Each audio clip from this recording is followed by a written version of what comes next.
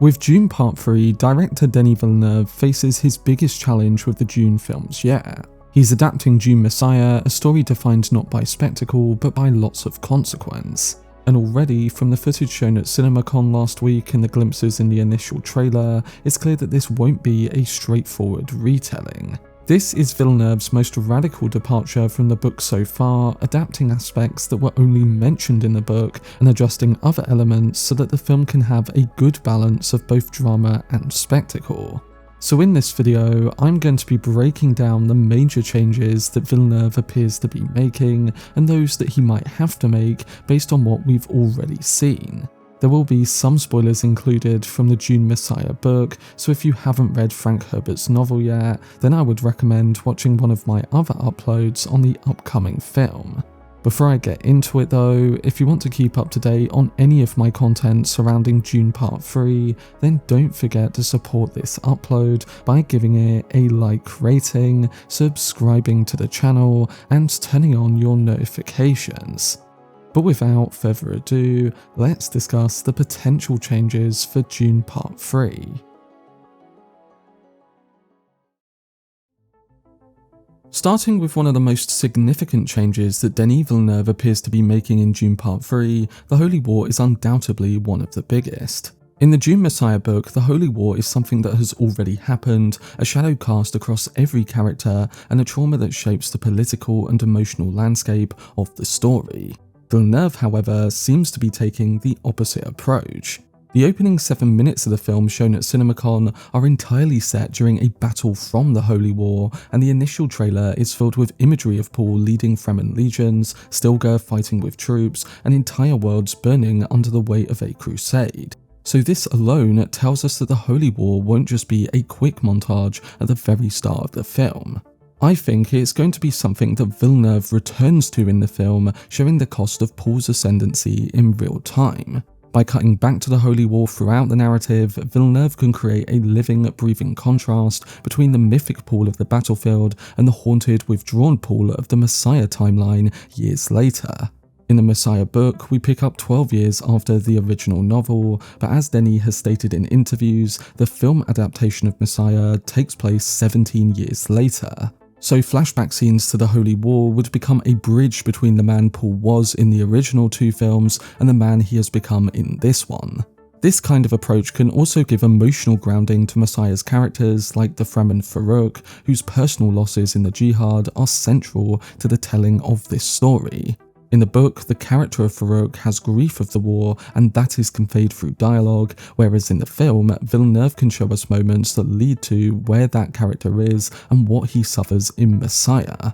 We might see the conquest of Naraj or the brutal campaign on Imphale not as distant historical footnotes, but as a visceral, immediate experience. These sequences would not only contextualize the political tension of the later timeline, but they would make the consequences of Paul's choices unavoidable for the audience. And this is why Holy War flashbacks would matter. They're not just there to ramp up the spectacle of the film, they'd be there to heighten the emotional and thematic spine of the film. They can allow Villeneuve to frame the moments from Messiah as a story about the aftermath of a catastrophe. The Paul of the present is shaped by the Paul of the past, and by cutting between these 2 versions of him, Villeneuve can show the erosion of his idealism, the weight of his prescience, and the slow collapse of the myth he once embodied. So the Holy War becomes the connective tissue between Dune Part 2 and the Messiah plotline, a recurring reminder of the price of destiny. In particular, I think that Villeneuve seems to be crafting a dual timeline narrative, one that cuts between the Holy War and then the events of the Messiah book. The trailer has already hinted at this with Paul's shaved hair, a visual marker that doesn't exist in the book but clearly differentiates one period of his life from another. And because the CinemaCon footage description includes the character of Farouk during the Holy War sequence, it's likely that not long after that opening, we'll cut to the later timeline where Farouk meets Scytale in the Fremen camp. That scene where Farouk speaks of his time in the war, his son, and the disillusionment many Fremen feel towards Paul's Holy War becomes far more powerful if we've already seen some of the war that he's referring to. The dual timeline structure can also give Denis Villeneuve the opportunity to dramatize Paul's transformation. We can see the moments where Paul loses pieces of himself, where the burden of prescience becomes unbearable, and where the myth overtakes the man. Structurally, this approach mirrors what Villeneuve did in Dune Part 2, where visions, dreams, and future possibilities were woven into the present narrative. But here, instead of visions, we get lived history. One timeline would cover the 17 years of conquest following the end of Part 2, while the other would cover the political conspiracy of Dune Messiah. By cutting between them, Villeneuve can give the audience a fuller understanding of why the Empire is fracturing, why Paul is emotionally distant, and why the conspirators believe he must be removed. It makes the accumulated weight of 17 years of bloodshed heavier for the audience to handle regarding Paul. It can further allow Villeneuve to give more motivation to the conspirator characters like Scytale and Princess Irulan, and then also reframe a character like Stilgar through the lens of what they experienced during the Jihad. Their choices in the Messiah timeline could become more grounded, more personal, and more tragic in result of this.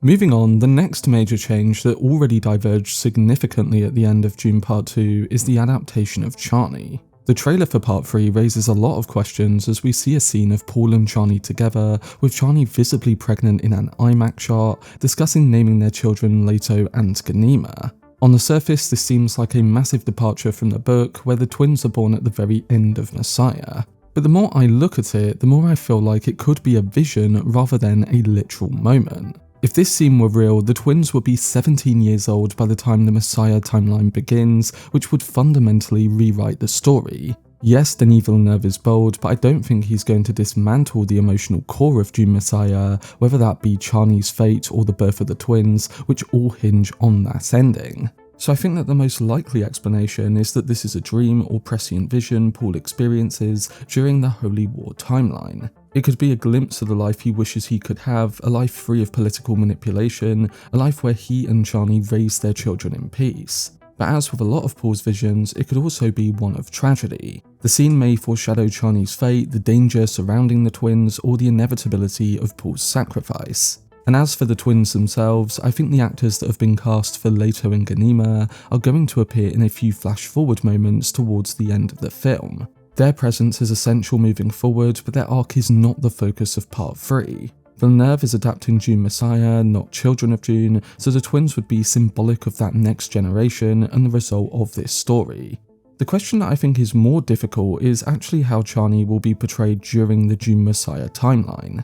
The trailer shows her atop a sandworm, preparing to fight two approaching figures, and this is not a scene from the book, suggesting Villeneuve is giving her a more active role. There is also reports of a scene between her and Paul that was shown at CinemaCon, which some have speculated might involve Scytale disguised as Chani. If true, that would be a very bold decision, and it would also mean changing the final act of the film.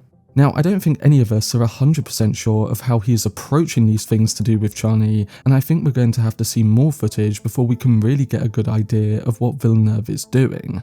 The most important change that I do see happening though is the reconciliation between Paul and Chani earlier on in the film. In Part 2, Chani leaves Paul's side, disillusioned by his rise to power. So for the Messiah story to work, they must reunite before her fate unfolds. Paul even tells Jessica in Part 2 that Chani will come around, which feels like Villeneuve is planting a seed for their eventual reunion during the 17-year Holy War timeline. Their relationship must be restored for the ending to land with the emotional force that Herbert intended. And I think that Denis Villeneuve knows this. He understands that Chani's death in the book is not just a plot point, as it's the emotional payoff for the entire trilogy.